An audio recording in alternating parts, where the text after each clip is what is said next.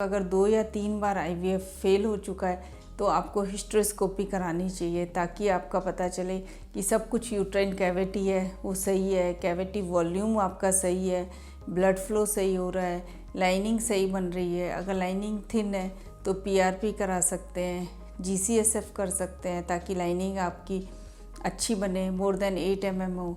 Thin lining भी implantation failure का कारण हो सकती है।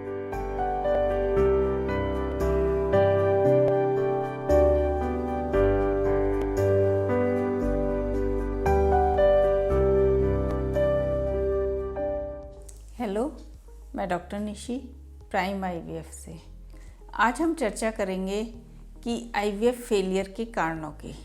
काफ़ी पेशेंट्स आते हैं, मैडम हमने वहाँ आईवीएफ कराया, फेल हो गया, 2 बार करा लिया, 3 बार करा लिया, हमारा सब कुछ सही आता है, उसके बाद भी आईवीएफ फेल हो जाता है, तो बहुत ही परेशान होते हैं, बहुत टेंशन में होते हैं पेशेंट्स।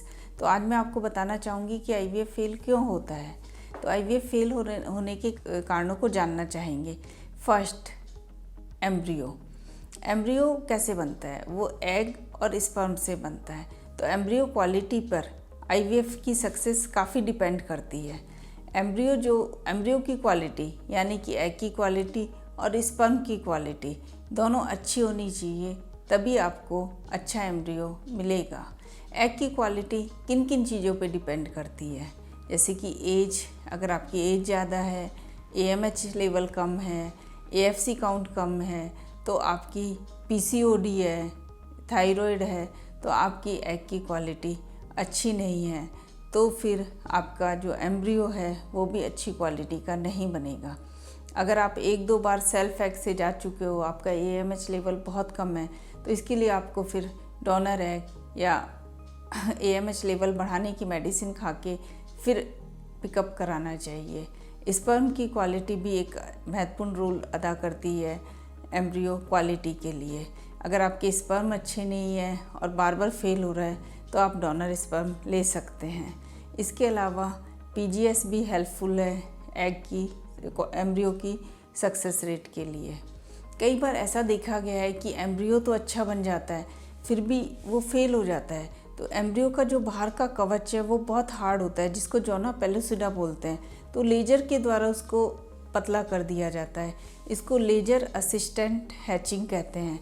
इसके द्वारा भी आपकी एम्ब्रियो की या आईवीएफ की सक्सेस रेट को बढ़ाया जा सकता है।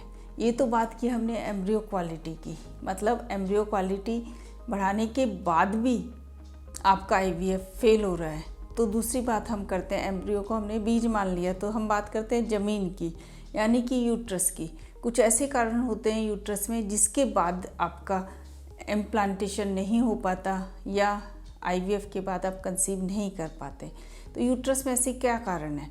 यूट्रस में आपके फाइब्रॉइड हो सकता है, पॉलिप हो सकता है, सेप्टम हो सकता है, या आपकी जो लाइनिंग है जहाँ पे आपका इम्प्लांटेशन होना है वो थिन हो सकती है, या उसमें कोई पॉलिप हो सकता है, या फिर जो ट्यूब्स हैं जो ओपन नहीं हैं उनमें पानी भरा हुआ है, हाइड्रोसेल्पिंग्स है, वो भी इम्प्लांटेशन फेल कर सकती हैं। तो आपको ये सब चीज़ें रूल आउट करनी चाहिए। इसके बाद भी आपका अगर 2 या 3 बार आईवीएफ फेल हो चुका है तो आपको हिस्टेरोस्कोपी करानी चाहिए ताकि आपका पता चले कि सब कुछ यूट्राइन कैविटी है वो सही है, कैविटी वॉल्यूम आपका सही है, ब्लड फ्लो सही हो रहा है, लाइनिंग सही बन रही है। अगर लाइनिंग थिन है तो पीआरपी करा सकते हैं, जीसीएसएफ कर सकते हैं ताकि लाइनिंग आपकी अच्छी बने, मोर देन 8 mm हो। थिन लाइनिंग भी इम्प्लांटेशन फेलियर का कारण हो सकती है।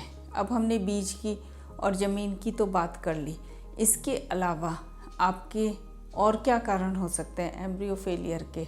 आपका एम्ब्रियो क्वालिटी भी अच्छी है, आपको थायराइड या अदर कोई बीमारी भी नहीं है, आपका यूट्रस भी अच्छा है, आप डे 5 ट्रांसफ़र, ब्लास्ट ट्रांसफ़र करा रहे हैं, तो इन सब चीज़ों को आपको रूल आउट करके ही चलना चाहिए।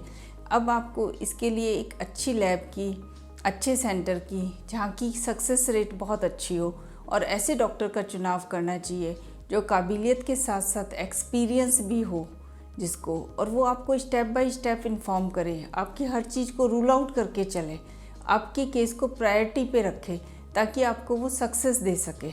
तो इन सब चीज़ों का अगर आप ध्यान रखेंगे, एक अच्छी लैब होगी, एक अच्छा एम्ब्रियोलॉजिस्ट होगा, आपकी एम्ब्रियो क्वालिटी अच्छी होगी, साथ में आपका यूट्रस अच्छा होगा, तो सक्सेस की रेट बहुत ज़्यादा अच्छी हो सकती है। बार बार आपके आईवीएफ फेल नहीं होंगे। इसके बाद भी आपको कोई प्रॉब्लम होती है, आपका सब कुछ अच्छा होते हुए भी आपका आईवीएफ फेल हो रहा है, आपको कुछ और जानना है, तो आप अपने क्वेश्चंस जो हैं वो कमेंट बॉक्स में लिख के भेजें।